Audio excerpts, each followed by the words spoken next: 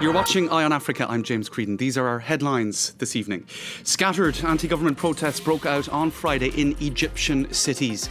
However, President Abdel Fattah al-Sisi has dismissed any suggestion of widespread unrest. In northern Nigeria, more than 300 captives have been rescued from a so-called torture house. Most of them were children and many were in chains. We'll bring you the details. And Mia Farrow, who quit acting for activism over 25 years ago, recently became an ambassador for the International Rescue Committee. She's in Paris on her way to Chad for her 15th visit to the country and joins us on set to discuss her involvement in tackling extreme hunger. Thanks for watching. We start the show in Egypt, where security has been tightened after a wave of protests there against President Abdel Fattah al-Sisi. Now, large pro-Sisi rallies were also held in Cairo in response to the movement against him that began on September the 20th. President Sisi's response to it all? Don't worry about anything. Laurent Berstecker has all the latest. Keeping his cool under pressure. Why are you up so early on a Friday? This is no big deal. A smiling Abdel Fattah al-Sisi appeared to downplay the recent protests against his administration. It's all lies and defamation. The country's really strong. So don't worry about a thing. Don't worry.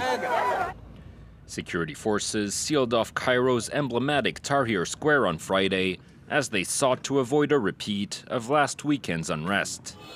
Anti-Sisi demonstrations had erupted in several cities across Egypt after Mohammed Ali, an exiled businessman who said he worked with the military for years, accused the president and his entourage of nepotism and corruption. The protests sparked a harsh security clampdown in which over 2,000 people were arrested. But on Thursday, Ali reiterated his call for Egyptians to take to the streets and topple al-Sisi. Every Egyptian should come out on the streets for freedom. There will be no physical assaults. Do not be scared of police officers. Do not be scared of state security. Public protests have been banned, and over 60,000 people have been detained in Egypt since al-Sisi rose to power in 2013. On Friday, the UN's High Commissioner for Human Rights called on Egypt to radically change its approach to any future demonstrations and to release all those detained for exercising their right to free speech. In northern Nigeria, more than 500 children have been rescued from a building where they were sexually abused and tortured. Nigerian police say that the building housed an Islamic school and that 7 teachers have been placed under arrest. Monty Francis has the details. It's the end of a nightmare for hundreds of young men and boys in northern Nigeria. Some of them jumped from a window to escape a school where they were tortured. Between the ages of 9 and 20, the victims were still in chains, having been beaten, burned, and raped. This place is neither a rehab or an Islamic school because you can see it yourself. Small children, some of them are brought from our neighboring countries, Burkina Faso, Mali, Ghana, and the rest. And the children gathered here are from all over the country, across all over the country. They were here, some of them were even chained. They were used, dehumanized. You can see it yourself. Nigerian police arrested the owner of the school and 6 teachers. In what's being described as a house of horrors, police found a torture room where they say students were chained and beaten. Parents have been unable to see or talk to their sons for 3 months and had no idea what was going on behind the walls of the school. The school was not registered with the proper authorities, but had been operating for about 10 years. It represented itself as an Islamic school and detox center for young drug addicts in an area of the world which has been ravaged by drug overdoses caused by cheap painkillers. These kinds of schools or reformatories are common in Nigeria. For years, many have been suspected of abuse, and Nigerian President Muhammadu Buhari has considered banning them. Now let's take a look at some other stories from across the continent. Protesters took to the streets of Algiers on Friday opposing national elections that have been set for December. Long-standing President Abdelaziz Bouteflika was forced to resign in April, but weekly demonstrations have continued since then, with protesters saying the old guard must all leave power. Now, many feel December is too early for opposition groups to organise for an election. Today's protests also called for the release of prominent opposition figures who have been arrested. Zimbabwe's ex-president Robert Mugabe will be buried on Saturday afternoon. After weeks of wrangling between government and his family over the final resting place, Mugabe's have opted to bury him at his birthplace and rural home, about 90 kilometres west of the capital, Harare.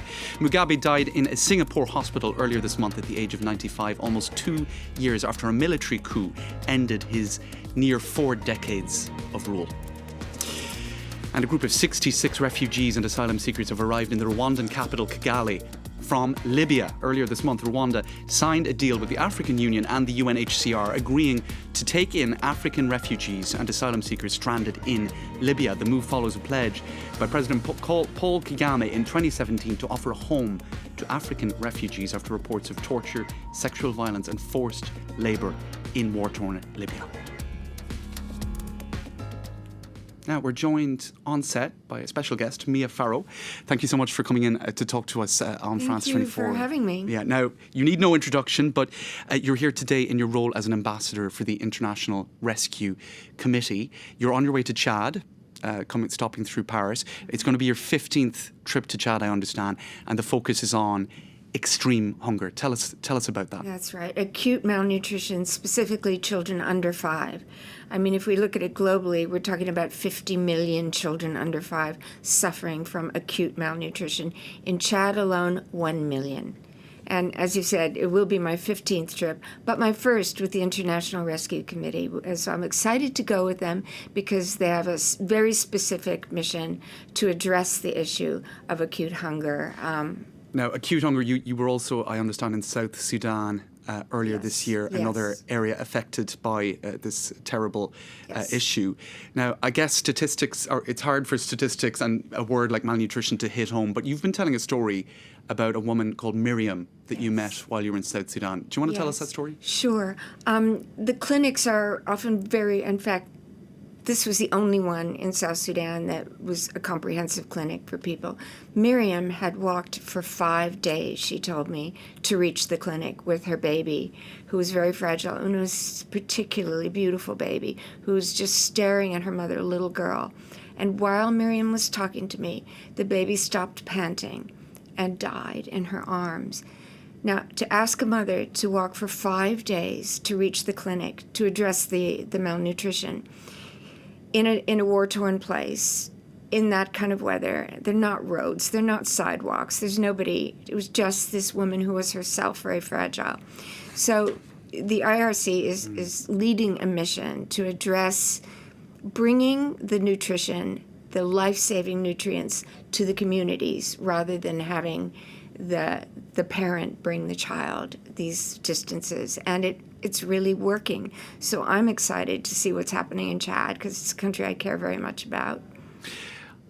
It's easy, I guess, to be pessimistic when you hear stories like Miriam's story or other stories like that. But you say you are actually quite hopeful when you see the work of the International Rescue Committee. Yes, seeing and it. even the statistics on famine, death by famine, they're quite strikingly positive. If we look over the curve of 20, 30 years, there's a lot fewer people dying from famine or food, shortages of food. So there are some reasons to be hopeful, aren't there? There's every reason to be hopeful. And this is a situation we can all help fortify.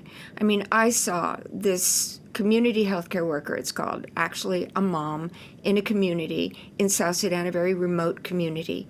And she had been trained by the International Rescue Committee to treat 3 killer diseases of children, which is pneumonia, diarrhea, and malaria.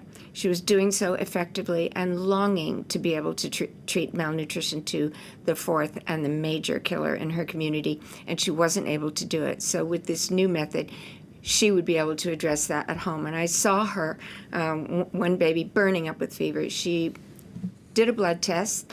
She made the diagnosis. She gave the mom the meds and said, "I'll be round to your house later by 5." Right. Sometimes the Isn't that solutions... so much better? Right. The solutions are simple if they're just Simple. identified and put in place.